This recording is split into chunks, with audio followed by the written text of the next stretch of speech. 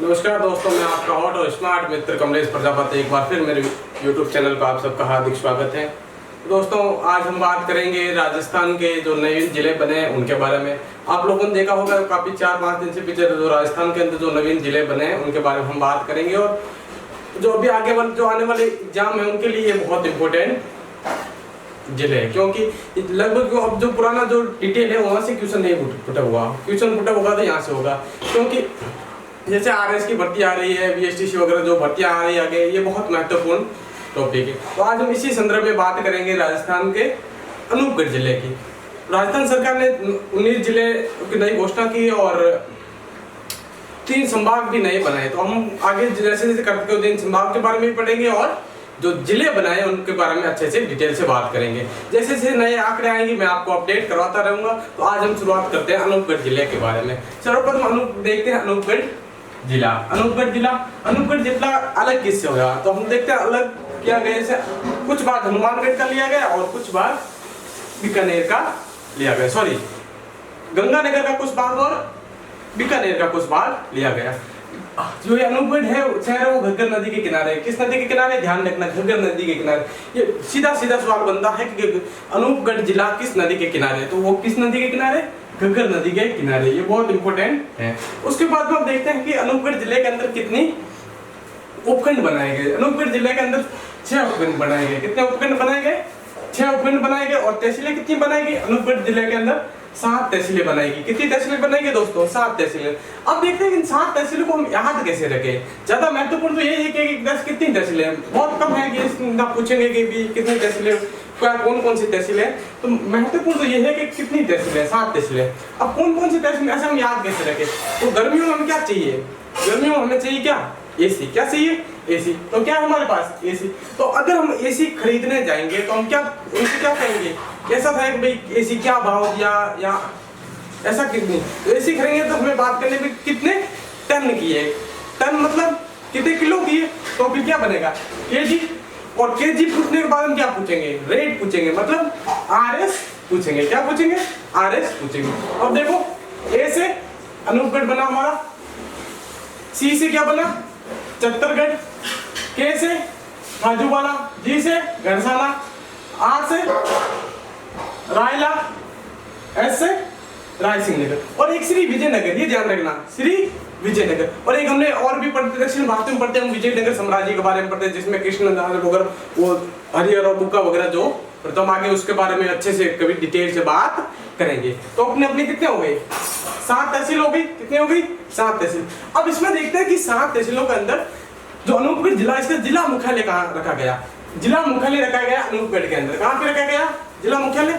अनूपगढ़ के अंदर। अब हम देखते हैं कि राजस्थान के कितने जिलों की सीमा पाकिस्तान से लगती है। कितने जिलों की? इतने तक हम पढ़ रहे थे राजस्थान के 7 जिलों की सीमा किससे लगती है? पाकिस्तान से। कितनी लगती है? 1070। तो 1070 है वो तो लग ही रही है, जो 1070 है वो तो लग ही रही है, उसमें अब कोई संशय की बात नहीं। लेकिन अब जिलों की संख्या वो चेंज हो गई। अब कितने हो गए?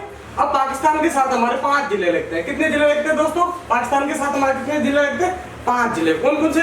सबसे पहले देखते हैं गंगानगर लगेगा, फिर अनूपगढ़ आएगा, फिर बीकानेर, जैसलमेर और बाड़मेर। अब जैसे जैसे डिटेल आएगी कि हम अनूपगढ़ की कितनी सीमा लगती है और कितना संशोधन हुआ, उसके बारे में तो मैं आपको एक बार वापस अपडेट करवा दूंगा। तो दोस्तों आगे चलते हैं हम।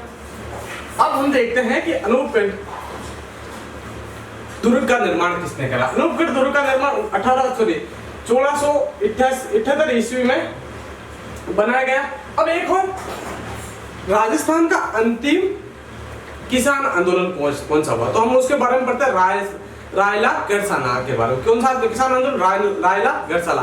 कब हुआ? 2004 के अंदर। कब हुआ? 2004 के अंदर रायला गढ़साला किसान आंदोलन हुआ था। तो उसके अंदर एक संधूलाल जी शहीद हो गए थे। कौन हो गए थे शहीद?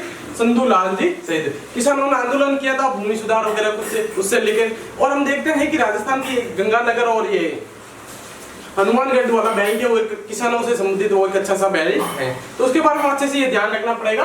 जो पहले हम पहले बात करते थे तो ये इसमें गंगानगर में बात करते थे, कहाँ हुआ था?